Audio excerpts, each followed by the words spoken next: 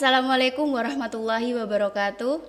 Pemirsa Media Center Sekolah Tinggi Agama Islam Miftahul Ula, saya Rino Arum Puspitasari bersama Yayasan Pondok Pesantren Miftahul Ula dan Sekolah Tinggi Agama Islam Miftahul Ula. Alhamdulillah pada kesempatan ini hadir narasumber kita yang sangat cantik dan sangat menginspirasi, yaitu Ibu Muthaharoh. Assalamualaikum Ibu Muthaharoh. Waalaikumsalam warahmatullahi wabarakatuh. Selamat datang Ibu di acara podcast Media Center Sekolah Tinggi Agama Islam Miftahul Ula. Selama 30 menit ke depan kita akan berbincang santai tentang kurikulum merdeka pendidikan anak usia dini. Baik.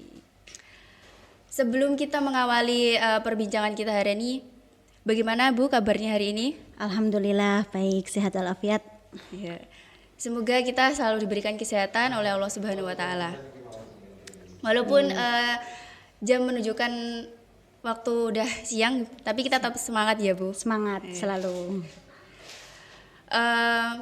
Mengenai kurikulum merdeka yang diterapkan oleh pendidikan anak usia dini ini, bagaimana cara pengimplementasikannya dalam di ranah kuliah gitu Bu? Oh baik, terima kasih. Kebetulan saya sendiri ini adalah dosen PIAUD, biasanya sering menekankan pada mahasiswa bagaimana implementasi kurikulum pendidikan anak usia dini, karena mayoritas sudah mengabdi di lembaga, mereka harus memahami implementasi kurikulum merdeka itu sendiri. Kalau dulu mayoritas walaupun K13 pada prakteknya itu masih berbasis klasikal, setidaknya hari ini harus berubah bahwasanya kurikulum merdeka ini adalah merdeka untuk anak dalam artian mereka bebas bermain, bebas memilih kegiatan bermain, di mana kegiatan mainnya itu tidak lepas dari capaian pembelajaran atau tujuan yang ingin dicapai oleh lembaga itu sendiri. Kemudian dari sisi pendidiknya atau gurunya itu juga harus bervariasi, membuat inovasi bagaimana memfasilitasi pembelajaran untuk anak usia dini itu biar mereka bebas bermain namun sesuai dengan tujuan yang ingin dicapai, seperti itu. Berarti lebih ke penerapannya sekarang itu kalau pendidikan anak usia dini lebih ke merdeka bermain dan merdeka belajar gitu ya Bu? Betul, merdeka. Dalam hal itu seperti profil pelajar Pancasila. Iya. Yang dicampurkan dengan hal-hal yang lebih ke religius ya Bu? Oh, kalau ya memang. Jadi begini, selain kita ingin mencapai, lembaga itu ingin mencapai perkembangan kemampuan anak, itu harus ditanamkan juga terkait dengan religius. Semisal di lembaga tersebut cenderung lebih pada karakteristik lembaga sendiri itu ya, mungkin di wilayah pesantren bisa menanamkan religius melalui kegiatan-kegiatan praktek sholat, hafalan surat pendek dan lain sebagainya. Mungkin kalau untuk di lembaga yang di situ daerahnya untuk kearifan lokalnya, kalau sekarang sering diajarkan terkait dengan seni, yaitu nanti bisa diinkludkan di situ. Jadi anak minatnya di ranah mana, kemudian disesuaikan dengan karakteristik masyarakat tersebut, lembaga tersebut, kemudian dari karakteristik anak itu sendiri, seperti itu. Itu Bu, perihal Ibu sebagai guru, apakah ada suatu kendala ketika menerapkan dalam hal kurikulum merdeka atau kurikulum belajar bermain itu, apakah ada suatu kendala sehingga mungkin yang awalnya kita kan sebelumnya menerapkan kurikulum K13, sehingga apakah ada suatu hal yang membuat Ibu kesulitan atau kendala dalam langsung ke kurikulum merdeka itu? Kendala pasti ada ya. Sebenarnya sama, kurikulum 13 sama kurikumer itu dalam proses pembelajarannya berpusat pada anak. Kalau bahasanya biasanya student center itu ya. Cuman kalau khusus di merdeka, kurikulum merdeka ini untuk menghadapi zaman abad 21 ini kan kalau biasanya anak ini cenderung di gadget ya. Jadi ketika gurunya tidak memberikan fasilitasi pembelajaran yang menarik untuk anak yang tidak sesuai dengan karakter anak, itu nanti akan sulit menerapkan pembelajaran yang berpusat pada anak, di mana pembelajaran itu benar-benar bermakna. Kalau biasanya selama ini semua dianggap sama, jadi satu kegiatan main untuk semua anak. Ini guru harus benar-benar menerapkan bahwasanya pembelajaran itu berpusat pada anak, memfasilitasi pembelajaran dari kegiatan mainnya tidak hanya satu ya, di mana di situ ada 4 kegiatan main minimal untuk anak usia 3 sampai 6 tahun. Kegiatan main atau densitas main biasanya kita menyebutkannya, di mana setiap kegiatan main tersebut memiliki jenis bermain, peran, pembangunan, dan main sensori motor. Jadi dari kegiatan-kegiatan main itu tersebut anak benar-benar merdeka. Cuman hari ini banyak pendidik yang mungkin kurang dalam menyiapkan karena menganggapnya kegiatan itu banyak. Sebenarnya ketika kita sudah menerapkan, merencanakan itu sangat mudah dan anak benar-benar bermain bisa mengembangkan perkembangan anak sesuai dengan minatnya dan bermainnya itu bisa bermakna untuk anak, seperti itu. Berarti untuk biar kurikulum merdeka atau kurikulum merdeka bermain itu menunjang untuk anak-anak semakin giat belajar, apa aja yang Ibu ketahui tentang yang udah Indonesia lakukan ini, sehingga kan selain gurunya juga harus kreatif, sehingga dari pendidikan seorang guru, apa yang Ibu ketahui sehingga bisa menunjang anak-anak usia dini itu lebih bisa memilih suatu hal terhadap minat bakat mereka ataupun dalam hal kepribadiannya mereka gitu, Bu. Baik, semua ini tidak terlepas dari berbagai pihak ya. Makanya kita dalam suatu lembaga itu perlu mengajak atau melibatkan stakeholder ya. Itu mulai dari wali murid, yayasan, kemudian pihak-pihak terkait. Kalau mungkin di PAUD biasanya kita sering ada Bunda PAUD, ada komite dan lain sebagainya. Kenapa dibutuhkan? Karena biasanya pada tahun ajaran baru itu kan kita suatu lembaga itu harus membuat kurikulum ya, menyusun kurikulum di mana ini nanti targetnya bagaimana, kita mau menggunakan metode apa, yang ingin kita capai itu bagaimana, maka pihak-pihak terkait itu harus dilibatkan. Di mana nanti untuk mendukung semisal contoh kecil, anak-anak di lembaga itu kan 2 sampai 3 jam. Kalau kita mau menerapkan kurikulum merdeka, contoh kecil tadi di mana targetnya di lembaga ini ke religius tadi hafal surat pendek, maka harus dilakukan pembiasaan di sekolah. Di lembaga. Di pagi hari bisa 1 sampai 2 surat biasanya untuk kelompok usia 4 sampai 6 tahun itu 1 minggu melafalkan surat An-Nas. Nanti di dalam 6 bulan targetnya minimal 6 surat. Lah ini meskipun pembiasaannya sudah dilaksanakan, perlu didukung oleh wali murid di rumah. Tidak harus mendikte dan lain sebagainya, cukup melafalkan atau memperdengarkan. Lah itu nanti bisa mencapai tujuan yang diinginkan, seperti itu.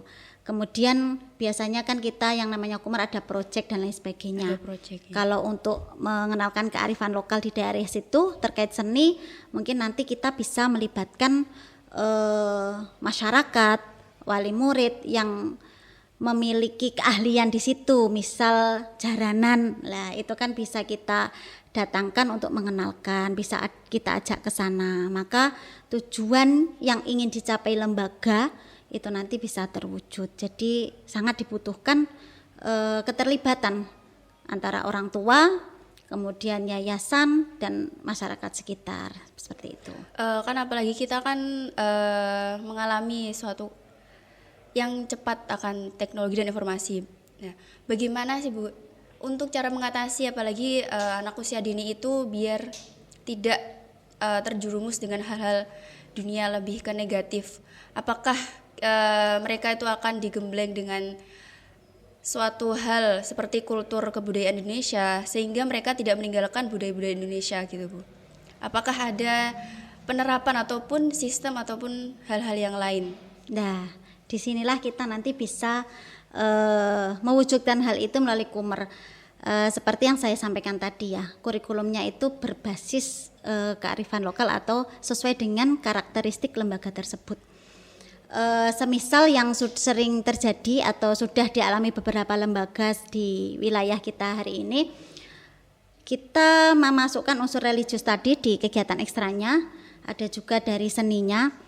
Salah satu program yang sudah dilaksanakan beberapa lembaga ini adalah kegiatan Javanese Day, atau di mana pada hari itu dalam 1 minggu anak itu dikenalkan terkait bahasa Jawa. Mulai dari ngobrolnya, bicaranya, penyampaian temanya ketika pembelajaran, gurunya membuka dengan menggunakan bahasa Jawa, kemudian menyanyi menggunakan bahasa Jawa. Kalau di PAUD biasanya kan membawa bekal makan. Itu nanti bekal makannya pun kita tentukan. Jadi ditentukan, menunya mungkin jajanan tradisional. Banyak ya kita yang anak-anak sering lupa. Itu bisa dikenalkan. Kemudian di hari itu yang namanya Javanese Day, kalau pagi hari senam, kita nanti ganti dengan kegiatan tari. Tari yang diutamakan untuk wilayah kita. Kalau kita kan sudah punya Nganjuk Nyawiji dan lain sebagainya, nanti bisa dikenalkan. Kemudian juga saat istirahat itu kita bisa mengenalkan permainan-permainan tradisional. Ya, kalau anaknya cenderung aktif, biasanya sukanya ya simpai, hula hoop, ular naga, padang bulan dan lain sebagainya. Tapi kalau untuk yang biasanya cenderung nggak begitu aktif, kita bisa mengenalkan dakon seperti itu. Jadi melalui program ekstra tadi ya, namanya Javanese Day, bisa seperti itu salah satu contoh dan masih banyak contoh. Berarti lagi. Sudah diterapkan dari beberapa Iya, lembaga ya Bu? Iya, sudah diterapkan di pelajaran awal tadi kan menyusun kurikulum kemudian diterapkan itu. Jadi setiap satu hari mungkin seminggu sekali khusus untuk Javanese Day, seperti itu, hari berbahasa Jawa. Begitu pengenalan. Jadi anak itu kan akan cinta akan budaya sejak ya, menumbuhkan jiwa nasionalisme anak sejak anak usia dini. Iya. Ya, jadi memang harus dilakukan secara rutin juga dan berkelanjutan, tidak serta-merta hanya sekali begitu. Iya, apalagi kan tidak memungkinkan anak zaman sekarang, apalagi yang sekiranya di bawah umur itu kan sekarang juga pegangnya gadget kan Bu, apalagi kan gadget tuh banyak tontonannya sekiranya tuh yang mungkin banyak hal negatifnya sehingga melupakan akan identitas dirinya sebagai anak Indonesia gitu. Itu Bu, perihal Ibu kan guru ataupun dosen di pendidikan anak usia dini, pasti lebih dalam memahami tentang psikologi anak. Bagaimana Bu tips ataupun cara ketika ada suatu anak yang mungkin di saat bersekolah itu rewel, ataupun ada mungkin anak yang sekiranya tuh lebih istilahnya tuh tantrum. Bagaimana Bu cara mengatasinya, atau untuk hal tips-tips yang sekiranya ibu-ibu di luar sana untuk menerapkannya? Terima kasih. Kalau untuk menangani anak yang tantrum itu biasanya di awal tahun ajaran baru, karena mereka butuh adaptasi dengan lingkungan baru. Biasanya memang kita sering memberi kesempatan untuk orang tua menunggu. Jadi mengantarkan dulu, ditunggu dulu, mungkin tidak harus sampai berjam-jam ya. Itu nanti kemudian gurunya melakukan pendekatan. Yang namanya anak itu sensitif dengan sentuhan ya, dia akan nyaman ketika disentuh. Itu biasanya kita sapa, kemudian kita peluk seperti itu, kita tanya kabar, kita ajak bicara terkait dengan hal-hal yang disukai anak seperti itu. Jadi bagaimana anak itu senang dulu. Jadi ketika anak ke sekolah biar enggak takut dan lain sebagainya ya, dikenalkan lingkungan kita dulu, lingkungan sekolah dengan cara yang menyenangkan. Kalau untuk yang khusus tantrum itu kan seringkali ketika diajak ngobrol dan lain sebagainya malah super biasanya ya. Kita cukup menunggu, kita tunggu di dekatnya. Kalau dia ingin menangis kita beri kesempatan, biarkan menangis sepuasnya, kemudian kita peluk atau mungkin kita ajak, setidaknya ada kontak fisik, entah dengan memegang atau mengelus rambut di kepalanya, menggandeng, kemudian ajak bicara. Jadi tidak langsung ditanya masalahnya kenapa menangis, tidak, tapi kita alihkan dulu seperti itu. Itu untuk mengatasi anak tantrum dan sebagainya. Jadi seperti itu caranya. Kemudian yang namanya anak ya pasti tidak jauh dari kata bermain, Bermain, ya. ya. Bermain. Jadi kenapa ya di PAUD itu harus ada APE dalam dan APE luar untuk anak-anak yang suka bermain secara fisik ya, ada ayunan, perosotan dan lain sebagainya, kita harus mewadahi hal itu, wajib ada itu. Kemudian untuk di APE dalam, anak juga beraneka ragam, ada yang suka menyusun balok, ada yang suka menggunting dan lain sebagainya, kita fasilitasi di situ. Makanya tadi kenapa harus menyiapkan berbagai macam jenis main dan kegiatan main, tapi melalui bermain ya, bermain menggunakan benda-benda konkret dan aman untuk anak seperti itu. Tapi tetap apa ya, Merdeka Bermain itu apakah masih ada tetap menerapkan kalistung seperti membaca, menulis, hitung? Kalistung pasti tetap ada, Tetap tapi ada. caranya kan seperti itu. Bagaimana guru itu mengenalkan pada anak. Semisal kita mengenalkan huruf, boleh, karena itu memang perlu ya. Cuman kan tidak secara drill. Misal ditulis, dibaca berulang, tidak.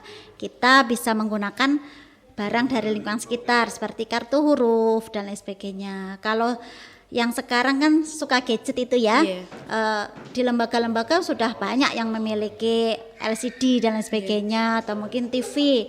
Itu di kegiatan awal kita bisa menayangkan video itu nanti ini huruf apa dan lain sebagainya melalui kegiatan bermain seperti itu ya. Untuk membaca menulis boleh, memang Boleh. itu harus dikenalkan ya, cuman melalui kegiatan bermain yang menyenangkan begitu.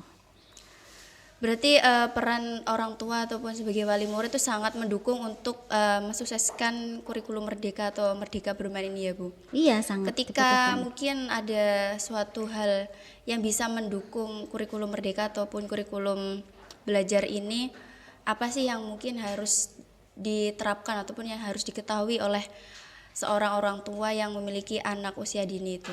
Ya, memberi kebebasan. Kebebasan. Iya. Jadi tidak boleh memaksa. Misal yang sering terjadi itu dalam kegiatan ketika anak bermain warna ya. Ketika anak bermain warna dia kan berimajinasi. Iya. Ada gambar orang tapi rambutnya dicat bagaimana, ada gambar ayam dicat bagaimana. Itu kan biasanya orang tua, oh itu salah. Lah itu dihindari. Jadi biarkan mereka berimajinasi karena di situ anak membangun pengetahuannya. Nanti ketika anak sudah selesai lah, orang tua bisa bertanya itu menggambar apa.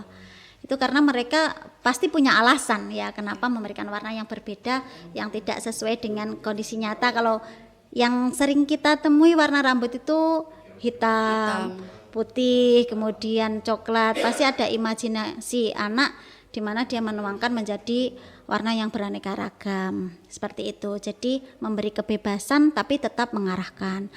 Yang kedua, sering diajak ngobrol atau mendampingi. Karena ketika ibu-ibu atau mungkin orang tua, orang di sekitar sudah sibuk dengan kegiatannya masing-masing, yang penting anak diam dikasih gadget kan seperti itu. Boleh kita beri tapi harus ada batasan waktunya. Mungkin lebih sering diajak ngobrol, difasilitasi dengan kegiatan bermain yang mungkin cenderung ke tradisional tadi yang menghindari gadget ya. Kalau di desa masih ada mungkin melempar bola, mungkin bermain gedrek seperti itu. Kalau tidak bisa setidaknya boleh pakai gadget tapi didampingi dengan jarak antara melihat gadgetnya dengan anaknya. Terus yang ditonton itu apa, coba ditanyakan apakah anak memahami apa yang ditonton itu dan lain sebagainya. Kalau ada yang kurang pas bisa dialihkan seperti itu. Itu Bu, sebelum kita mengakhiri perbincangan hari ini, apakah pesan-pesan yang Ibu sampaikan kepada mahasiswa STIM itu perihal tentang agar mereka tuh semangat ataupun giat dalam belajar untuk menghadapi kurikulum Merdeka ini, atau mungkin memberikan suatu pesan-pesan terhadap anak-anak yang di luar sana ataupun kepada wali murid ataupun wali orang tua maksudnya. Baik, kalau untuk mahasiswa ya utamanya harus benar-benar terus belajar ya, mengikuti keilmuan terbaru, karena ilmu itu selalu berkembang dan berkembang. Kalau kita tidak mengikuti perkembangan maka nanti kita akan ya gagal di lapangan seperti itu kan. Jadi harus benar-benar belajar dan mengikuti perkembangan keilmuan. Kemudian jangan takut untuk mencoba hal baru seperti itu, karena kita utamanya yang prodi PIAUD pasti mau ndak mau kita nanti akan terjun di dunia pendidikan dan khususnya di anak usia dini. Maka yang paling dibutuhkan itu adalah kedekatan kita ya, tidak sekedar bagaimana menyampaikan materi, tapi kita harus dari sisi perasaan dan sebagainya harus bisa dekat dengan anak seperti itu. Jadi harus mencintai dulu, mencintai anak-anak, mencintai profesinya, kemudian lakukan semua hal secara totalitas. Jadi kalau memang sudah terjun, laksanakan. Bisa tidak bisa kita maju sambil belajar. Jangan takut salah, nanti ketika salah ya kita benahi seperti itu. Itu untuk mahasiswa, kemudian untuk mungkin para orang tua. Sekali lagi ini zamannya sudah abad 21, kita tidak cukup dengan pandai saja, tapi kita harus memiliki keterampilan ya, mulai dari keterampilan pembelajaran, keterampilan literasi dan keterampilan hidup seperti itu nggih. Jadi setidaknya dahulukan keterampilan anak dalam hal menyelesaikan masalah anak itu sendiri, dari hal terkecil semisal merapikan alat setelah digunakan. Dia bisa merawat dirinya, mungkin ini jadwalnya makan, ini waktunya merapikan. Kemudian juga pembiasaan baik. Tadi kan kita bicara Kumer itu terkait karakter juga ya. Pembiasaan baik, terbiasa mengucapkan maaf, terima kasih, tolong menolong. Jadi selalu diawali dengan kata-kata itu. Selanjutnya namanya anak itu kan dia mengamati, melihat, mendengar, mengamati, meniru. Jadi lebih banyak diberi ketauladanan. Jadi kalau hanya sekedar kamu harus pinter begini dan sebagainya, kamu harus membuang sampah di tempatnya dan lain sebagainya, tanpa ada ketauladanan itu nonsen. Jadi tetap beri ketauladanan yang bagus. Kemudian diajak bicara yang baik, diajak komunikasi dan berikan sentuhan. Karena biasanya kurang sentuhan itu ya seperti itu, anak kurang dekat dengan kita seperti itu. Sentuhan itu dalam berarti sentuhan kasih sayang ya, dipeluk. Iya. Udah Bu, terima kasih telah meluangkan waktu di acara podcast hari ini. Sayangnya waktu telah memisahkan kita. Semoga lain waktu kita bisa berbincang lagi. Insya Allah, siap. Pemirsa Media Center Sekolah Tinggi Agama Islam Miftaul Ula, saya Rino Arum Puspitasari mohon undur diri. Saya ucapkan terima kasih atas perhatian Anda. Wassalamualaikum warahmatullahi wabarakatuh. Waalaikumsalam warahmatullahi wabarakatuh. 1, 2